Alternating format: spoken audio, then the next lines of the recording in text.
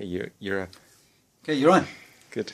Hey, guys, this is Wolfi here, and some of you may know me. I am a South African, actually born in Namibia, but Ali and I, my wife, we were sent out from his people, Cape Town, in 1993, so a long time ago. And we were sent out as a His People church plant to the greatest city in the world, London. And I want to just, we changed our name probably about 10, 12 years into our journey, and we've been called Every Nation London for about 10 years in London. And I know you guys, some of you are wrestling with this name change. I've been part of Every Nation and the apostolic team for many years, and so I know this family well. And I wanted to just explain to you very briefly how we in London and why we moved from His People to Every Nation. So just to say, it was a huge positive move for us. I think joining when His People and what was then Morning Star joined and then became Every Nation was a big moment for us, positive moment. Just our vision, our His People vision just expanded, it reached over the globe. It was amazing. One thing I do want to say is why we didn't change our name. We did not change our name to somehow cover up our history, where we came from. I mean, we honor our history, being His people, coming out of that. This is who we are. That was our DNA.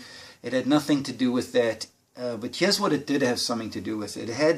We changed our name for two reasons. One was practical and one was prophetic.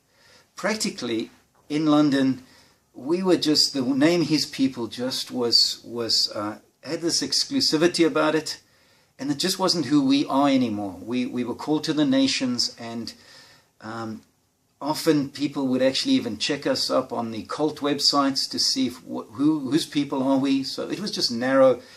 And so that practical thing was our name just wasn't really saying who we were. It was too narrow for us. And then prophetically was that we were called to the nations. In fact, when His People Cape Town had a vision to go from Cape Town to Cairo and beyond, was the time when we connected with them, and Ali and I, felt called to the nations. And I know that we as a movement, His People movement, felt called to the nations. So from a prophetic sense, this was the name that took us from having been defined as His people to like, we are here to reach the nations. And so the prophetic was like, we want to say who we are and what we're about. And the great thing was when we did that, literally, the doors opened to the nations in our church. We were quite a South African, reaching, South Africans, a lot of them in London and a few others. But prophetically, when we opened those doors and declared we are Every Nation, prophetically, the doors opened, and it's been an incredible adventure just for us as a local church to be Every Nation London. We love our history, we don't deny our history, and at the same time it's also really connected us to the wider world.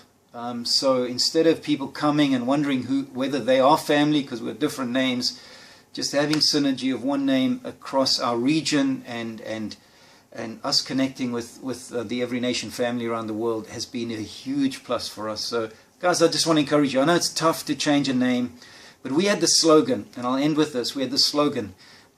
It said, same people, same purpose, same passion, new name. That was it. We made sure that we were not changing families, we weren't changing allegiances. We were the same people, walking with the same people. We had the same passion, the same purpose. This was same us, but we were changing something.